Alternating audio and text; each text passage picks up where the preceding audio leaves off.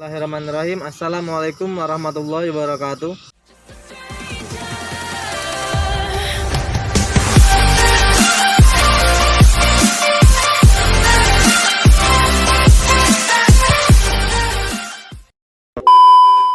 Perkenalkan, nama saya Pratama Gali Adi Saputra, mahasiswa IAIN Samarinda, Fakultas Syariah, Prodi Hukum Tata Negara semester 6. Di bulan suci Ramadan ini tidak mengurungkan niat saya untuk belajar dan berbagi ilmu bersama-sama. Pertama-tama saya akan berterima kasih kepada Dr. Hajah Siti Aisyah, SPD, SH, MM, MH, yang merupakan dosen pengampu mata kuliah Hukum Acara Pidana. Asas Hukum Acara Pidana, Undang-Undang Hukum Acara Pidana disusun dengan didasarkan pada filsafah dan pandangan hidup bangsa dan dasar negara, di mana penghormatan atas hukum menjadi sandaran dalam upaya perlindungan terhadap setiap warga negaranya. Sejalan dengan perkembangan pandangan bangsa ini terhadap hak asasi manusia, maka materi, pasal, dan ayat harus mencerminkan adanya perlindungan, pemenuhan, dan penghormatan terhadap hak asasi manusia. Hal ini tergambar dari sejumlah hak asasi manusia yang terdapat dalam KUHP, yang pada dasarnya juga diatur dalam dua aturan perundang-undangan lainnya, yaitu Undang-Undang Nomor 28 Tahun 2009 tentang ketentuan pokok kekuatan kehakiman dan Undang-Undang Nomor 39 Tahun 1999 tentang hak asasi manusia. Di samping itu, asas-asas ini juga merupakan paduan penting dalam pelaksanaan berjalannya sistem peradilan pidana, karena dengan asas-asas ini mekanisme pengawasan dan evaluasi terhadap perjalannya sistem ini dapat berjalan. Asas-asas hukum acara pidana terdiri dari asas praduga tak bersalah. Asas praduga tak bersalah, asas ini disebutkan dalam Undang-Undang Pokok-Pokok Kekuasaan Kehakiman. Sementara dalam KUHP pasal 8, setiap orang yang disangka, ditangkap, ditahan, dituntut, dan atau dihadapkan di depan pengadilan wajib dianggap tidak bersalah sebelum ada putusan pengadilan yang menyatakan kesalahannya dan telah memperoleh kekuatan hukum tetap.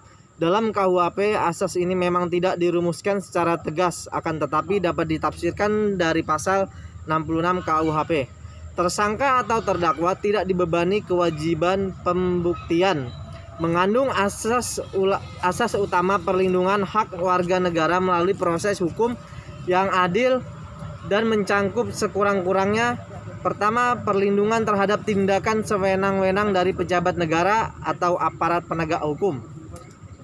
Lalu, pengadilanlah yang berhak menentukan salah tindaknya tersangka atau terdakwa pelaku tindak pidana. Yang ketiga, dan itu nomor 2, dilakukan dalam sidang pengadilan yang harus terbuka, tidak boleh dirahasiakan atau ditutup-tutupi. Yang keempat, tersangka atau terdakwa diberikan jaminan untuk dapat membela diri sepenuhnya. Dalam praktik penanganan perkara tindak pidana korupsi dan tindak pidana pencucian uang, ketentuan pasal 66 KUHP tidak sepenuhnya dapat diadopsi menurut ketentuan pasal 33 Undang-Undang Nomor 31 Tahun 1999, Undang-Undang Tahun Nomor 20 Tahun 2001 tentang pemberantasan tindak pidana korupsi, antara lain memberikan hak terhadap terdakwa untuk membuktikan bahwa dirinya tidak melakukan tindak pidana korupsi. Kutip pasal 21B Undang-Undang Nomor 20 Tahun 2001 tentang pembuktian terbaik, hal yang hampir sama juga diatur dalam Undang-Undang Nomor 8 Tahun 2010 tentang pencegahan dan pemberantasan tindak pidana pencucian uang. Di dalam pasal 78 Undang-Undang Nomor 8 Tahun 2010 menentukan, kutip pasal 78 Undang-Undang Nomor 8 Tahun 2010, pembuktian terbalik. Kesimpulannya, kesalahan tersangka atau terdakwa hanya berdasarkan putusan pengadilan.